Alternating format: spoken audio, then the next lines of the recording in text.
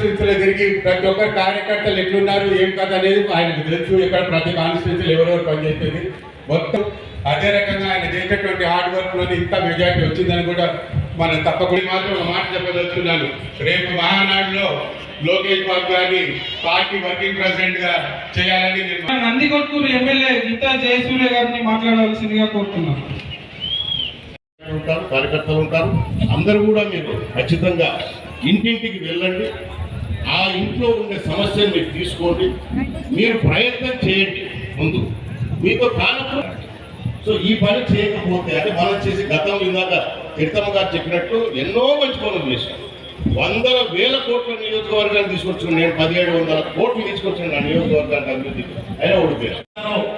ఆ కమిటీ తీర్మానాలన్నీ కూడా ఖచ్చితంగా కూడా పార్టీకి తీసుకెళ్లి రాష్ట్ర పార్టీలో చర్చలు పెట్టి వాటన్నిటిని కూడా జిల్లా పార్టీలు తీర్మానం చేస్తామని, ముఖ్యంగా ఇక్కడ మనకు గోర్కలు సంబంధించి అదేవిధంగా గుండ్రేవల వేరే కూడా ఉండేటువంటి ప్రతి ఒక్క ప్రాజెక్టులో ఏ విధంగా తీసుకెళ్ళ పేరు పేరున మా హృదయపూర్వక ధన్యవాదాలు తెలియజేస్తూ సెలవు తీసుకుంటున్నాం. జై హింద్, జై తెలుగుదేశం. అదేవిధంగా 25,000 మెట్రిక్ టన్నుల జొన్నలు కూడా కొనడం జరిగింది. ఇక్కడ ఇంకొక 5,000 ఉన్నాయి. ఇక్కడ డైరెక్టర్ ఉన్నాడు, వాటిని కూడా కొనేస్తాం అందరికీ. చేసిన తెలుగుదేశం పార్టీ కుటుంబ సభ్యులకు, మీడియా మిత్రులకు అందరికీ కూడా పేరు పేరున హృదయపూర్వక నమస్కారాలు తెలియజేస్తాం. ఈ మహానాడు కార్యక్రమం అనేది ప్రతి సంవత్సరం మనం జరుపుకుంటా ఉన్నాం. పార్టీ అధికారంలో ఉన్నా లేకపోయినా ఆనాడు స్వర్గీయ నందమూరి తారక రామారావు గారు తెలుగువారి ఆత్మగౌరవం నిలబెట్టడం కోసం 1982లో మార్చి 29న ఈ తెలుగుదేశం పార్టీని స్థాపించి 9 నెలల్లోనే పార్టీని అధికారంలోకి తీసుకొచ్చి అట్టడున్న అణగారిన వర్గాలంతా కూడా ముందుకు తీసుకొచ్చి ప్రజా పరిపాలన ఎట్లా ఉండాలనేది చూపించిన మహానుభావుడు. మరి దాంట్లో భాగంగానే మన పార్టీ కింది స్థాయి నుంచి ఏ విధంగా కార్యకర్తలు ఉండాలని చెప్పేసి ఏర్పాటు చేసుకొని ఇప్పుడు భారతదేశంలోనే కాదు ప్రపంచ దేశంలో కూడా నాకు తెలిసి ఏ పార్టీ కూడా ఇంత స్ట్రాంగ్గా ఇంత కోట్లాది మంది కార్యకర్తలు ఉన్న పార్టీ తెలుగుదేశం పార్టీ. 43 సంవత్సరాలుగా మీరందరూ పార్టీని మోస్తూ ఉన్నారు. అధికారంలో ఉన్నా లేకున్నా పార్టీని అంటిపెట్టుకొని ఉన్నారు. అందుకే ఈరోజు నేను మన ఈ నంద్యాల జిల్లా మహానాడు సభ ద్వారా పార్టీ కోసం ఎవరైతే కష్టపడినారో వాళ్ళందరికీ కూడా పార్టీలతో పాటు అలాగే రాష్ట్రంలో ఉన్న కార్పొరేషన్, ఎందుకంటే మంత్రివర్యులు ఇద్దరు ఉన్నారు ఇక్కడ, జిల్లా అధ్యక్షుల ద్వారా దీన్ని మనం కొన్ని తీర్మానాలు చేసుకుంటాం కాబట్టి నియోజకవర్గాల్లో ఎట్లా చేసుకున్నారు. ఈరోజు మన జిల్లా మీటింగ్ కాబట్టి, ఎందుకంటే మనం ఇక్కడ చాలా కష్టాలు పడినప్పుడు ఇందాక పెద్దలందరూ కూడా మాట్లాడినారు, వివరించారు. అరాచక పరంగా కళ్ళారా చూసినాం, దానికి సమాధి కట్టింది కూడా మనమే. అందుకే కష్టపడిన వాళ్లకు ఖచ్చితంగా దాదాపు చాలా కార్పొరేషన్లు ఉన్నాయి. మనం నేను జిల్లా అధ్యక్షుల గారికి మంత్రివర్యులకు విజ్ఞప్తి చేసుకునేది ఏంటంటే చాలా కార్పొరేషన్లు ఇప్పుడు రాష్ట్రంలో ఉన్నాయి. దాదాపు అన్ని కార్పొరేషన్లకు అధ్యక్షులు తీసుకున్నారు, ఇంకా సభ్యులను తీసుకోవాల్సింది ఉంది. అందుకే ఈ సభ ద్వారా ఒక తీర్మానం చేయండి. మా రిక్వెస్ట్ ఇది, ప్రతి నియోజకవర్గంలో ప్రతి కార్పొరేషన్లో వీలైన వరకు ఆ కమిటీలలో మెంబర్లుగా వచ్చేటట్టు అవకాశం ఇవ్వాలని చెప్పేసి మనం కోరుతా ఉన్నాం. ఎందుకంటే ఏదో ఒక నియోజకవర్గానికి ఒక కార్పొరేషన్ రావడం, ఇంకొక నియోజకవర్గానికి లేకపోవడం ఇది కరెక్ట్ కాదు. ఎందుకంటే చాలా కార్పొరేషన్లు ఉన్నాయి మనకు. సో అన్నిట్లలో ప్రతి నియోజకవర్గం నుంచి వీలైన కాడికి వాళ్ళకు అవకాశాలు కల్పించాలని చెప్పేసి దాన్ని మీరు రాసుకొని మంత్రులు ఉన్నారు, అధ్యక్షులు ఉన్నారు, ఖచ్చితంగా ఇది జరిగి తీరాలని చెప్పేసి కోరుతా ఉన్నారు. అప్పుడే పార్టీకి కష్టపడిన వాళ్ళకు ఒక గుర్తింపు వచ్చినట్టు వాళ్ళకు. దాంతోపాటు మనకి ఎలాగూ గ్రామ స్థాయి కమిటీలు ఉన్నాయి, మండల కమిటీలు ఉన్నాయి, నియోజకవర్గ కమిటీలు ఉన్నాయి, దాంతోపాటు జిల్లా కమిటీలు ఉన్నాయి, రాష్ట్ర కమిటీలు ఉన్నాయి. సీనియారిటీని బట్టి వాళ్ళకి కష్టపడిన వాళ్ళకంతా కూడా అవకాశం ఇవ్వాలని చెప్పేసి కోరుతా ఉన్నాం. రెండోది ముఖ్యంగా రేపు మహానాడు వెళ్ళాలి. మనం మహానాడు వెళ్ళాలంటే దయచేసి అందరు ఎమ్మెల్యేలు నాతో సహా కార్యకర్తలు మీరు కూడా ముఖ్య నాయకులు కూడా ఉన్నారు.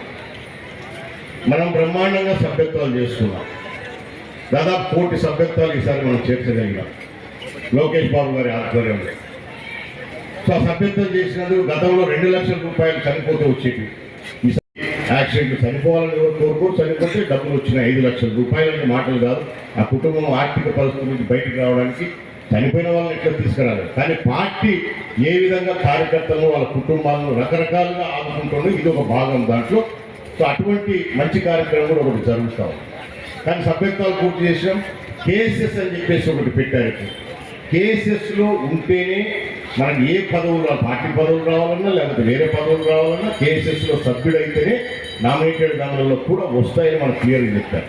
సో అవి మనం పూర్తి చేసుకున్నాం. కానీ ఇంకా గ్రామ కమిటీలు, మండల కమిటీలు, జిల్లా కమిటీలు, నియోజకవర్గ కమిటీలు పెండింగ్ ఉన్నాయి. అవి చేసుకోకపోతే రేపు మహానాడుకు ఎవరిని ఇన్వైటీస్ లిస్ట్ ఇస్తారు మన పార్టీ, ఎవరిని పిలుచుకుపోవాలో అర్థం కావాలి.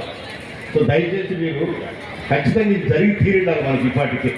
ఎందుకంటే ప్రతి సంవత్సరం మన మహానాడుకు పోయినప్పుడు ఎందుకంటే గ్రామాలలో మేము మీకు నాయకులకు, మండల పార్టీ నాయకులకు, పెద్ద స్థాయి నాయకులకు, కార్యకర్తలకు మీకు కూడా గతంలో మీటింగ్లు పెట్టుకుని అన్ని నియోజకవర్గాలు చెప్పినాం. మేము నాతో పాటు అన్ని నియోజకవర్గాలు జరిగినాయి. కానీ గ్రామాలలో మీరు కూడా కొంత లేట్ చేస్తూ ఉన్నారు. ఇది రాకపోతే మాకు మేము ఇక్కడ కమిటీలు వేయలేము. ఈ కమిటీలు వేయలేకపోతే మీకు ఇన్విటేషన్ రాదు.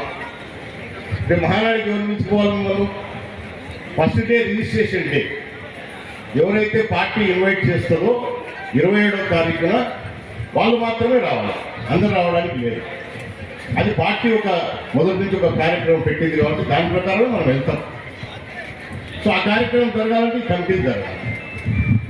సో నియోజకవర్గ కమిటీలు దాదాపు నాకు తెలిసి అందరూ వేసిపోయింటారు. కానీ జిల్లా కమిటీలు జరగలేదు, రాష్ట్రంలో కమిటీలకు మనం పంపలేదు. ఇదంతా ఒక షెడ్యూల్ ఇచ్చింది మన పార్టీ. దయచేసి ఇంకా మీకు కూడా ప్రతిదీ మేమే చేయాలని లేదు, మీరు కూడా చేయాలనుకోండి. మీరు చేస్తేనే అవన్నీ పూర్తి చేసుకొని వచ్చి ఇస్తేనే మేము కూడా ఇక్కడ సరే మండల పార్టీ అధ్యక్షులు లేదా జిల్లా కమిటీలు ఇచ్చేటివో మేము నియోజకవర్గాల్లో అందరినీ అభిప్రాయాలు తీసుకొని ఎవరెవరికి ఏ పదవులు ఇవ్వాలి. ఎందుకంటే జిల్లా కమిటీలు కూడా అనుబంధ కమిటీలు దాదాపు 17-18 అనుబంధ కమిటీలు ఉంటాయి, మెయిన్ కమిటీ ఉంటుంది, రాష్ట్రంలో కూడా కమిటీలు ఉంటాయి. సో మహానాడు తర్వాత మహానాడు ముందు రాష్ట్ర కమిటీలు జరుగుతాయి. కానీ ఇవి మాత్రం ఖచ్చితంగా జరిగింది కాదు. అప్పుడే మీకు ఆహ్వానం వస్తుంది. లేకపోతే మమ్మల్ని తీసుకుపోలే మీరు బాధపడతారు. 29వ తారీఖు అందరినీ తీసుకోబోతారు. అది వేరే కార్యక్రమం. ఆ రోజు భారీ బహిరంగ సభ ఉంటుంది కాబట్టి 3వ రోజు ఆ రోజుకు ప్రతి కార్యకర్త, ప్రతి నాయకుడు అందరూ కూడా ఖచ్చితంగా మీరు అందరూ కూడా కార్యక్రమంలో పాల్గొంటారు. ఇందాక మన వాళ్ళు కూడా చెప్పినట్టు బ్రహ్మాండమైన కార్యక్రమాలు ఉంటాయి. అన్ని కార్యక్రమాలు జరుగుతాయి, అన్ని కూడా చూస్తారు. ఎందుకంటే ఈసారి కడపలో జరుగుతూ ఉంది భారీ ఎత్తున. ఏదైతే రాక్షసుని అంత చేశారో ఆయన సొంత ఊరు కదా. ఒకసారి మన సత్తా ఏందో తెలుగుదేశం పార్టీ పశువు సత్తా చూడాలని చూపిస్తున్నాం. సో దానికి మీరందరూ ఆహ్వానితులవుతారు. సో ఈ కార్యక్రమం జరగకపోతే రేపు మిమ్మల్ని పిలుచుకోపోవడం కష్టం అయితే. అందుకే వీలైతే ఈ రోజు రేపు మనం కూడా కూర్చొని ఆ కార్యక్రమం చేయకపోతే ఇన్వైటీస్ వాళ్ళకు ఎవరు పిలుచుకోవాలో మనకు కూడా అర్థం కాదు, వాళ్ళు పిలుచుకోకపోతే బాధపడతారు. సో ఈ కార్యక్రమం కూడా జరగాలి. అలాగే మనం అధికారంలోకి వచ్చిన తర్వాత ఇచ్చిన మాటలు ప్రతిదీ నిలబెట్టుకుంటే ప్రయత్నంలోనే మనం ముందుకు పోతున్నాం. మన గౌరవ ముఖ్యమంత్రి గారు నారా చంద్రబాబు గారి నాయకత్వంలో ప్రజలకు ఏదైతే మనం అధికారంలోకి వస్తే ఇవి చేస్తామని చెప్పామో అవన్నీ ఇప్పుడు చేసుకుంటూ పోతున్నాం. ఇప్పటికే పెన్షన్ పెంచాం, 3 సిలిండర్లు ఫ్రీగా ఇస్తామని చెప్పి ఇచ్చాం. రేపు నెల అంటే రేపు స్కూల్స్ తెరిచే లోపలనే తల్లి వందన కార్యక్రమం చేయబోతా ఉన్నాం. ఎంతమంది పిల్లలు ఉంటే అంతమంది మనం 15,000 రూపాయలు అయిపోతుంది. ఇవన్నీ ప్రచారం జరగాలి. ఇప్పుడు రేషన్ కార్డు ఇస్తున్నాం. ముఖ్యంగా మీరు చాలా ఇంపార్టెంట్. దీంట్లో మీరే ఎక్కువ పాత్ర వహించాలి. ప్రతి గ్రామంలో రేషన్ కార్డులు పోయిన ప్రభుత్వంలో దుర్మార్గులు ఇష్టానుసారంగా తీసేశారు. అంటే కొడుకు ఉద్యోగం చేసే ఇంకేం సంబంధం, వాడు ఇన్కమ్ ట్యాక్స్ కట్టగా తీసేశారు. కరెంటు బిల్లులు ఇప్పటికి ఆయన 10 సార్లు 11 సార్లు కరెంటు బిల్లులు ఆయన పెంచి మీ కరెంటు బిల్లు ఎక్కువ వస్తుందని పీకేశారు. అవునా? ఇట్లా రకరకాలుగా ఎన్ని పద్ధతులు ఉన్నాయో అన్నీ పెట్టేసి చాలా మటుకు రేషన్ కార్డు లేకపోతే వాళ్ళకి ఎలాంటి ప్రభుత్వం నుంచి వచ్చే పథకాలు ఏవి కూడా అందవు. మెయిన్గా ఉండాలా. నెక్స్ట్ ఆధార్ కార్డు అంటే అందరికి ఉంటుంది. రేషన్ కార్డు లేకపోతే ప్రజలకు ముట్టాల్సినవి మనం రేపు ఇచ్చేవి ముట్టవు.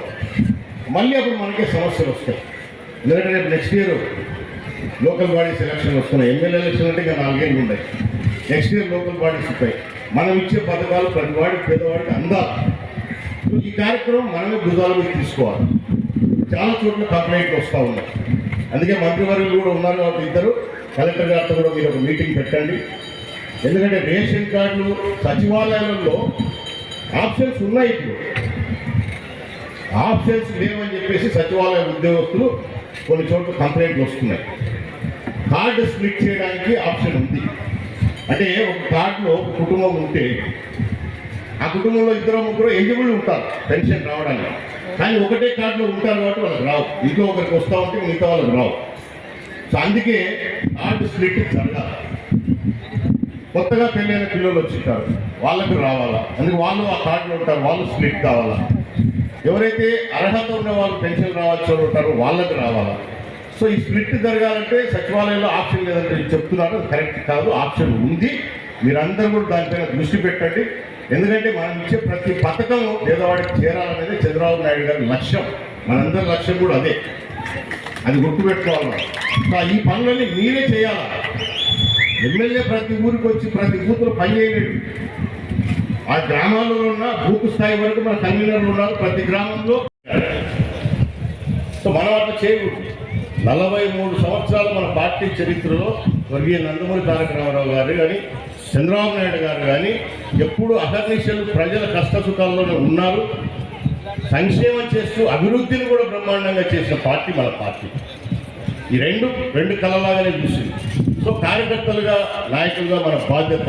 ఈరోజు అధికారంలో ఉన్నప్పుడు మనకు ఇంకా బాధ్యత ఎక్కువ ఉంటుంది. దయచేసి అది గుర్తుపెట్టుకోండి.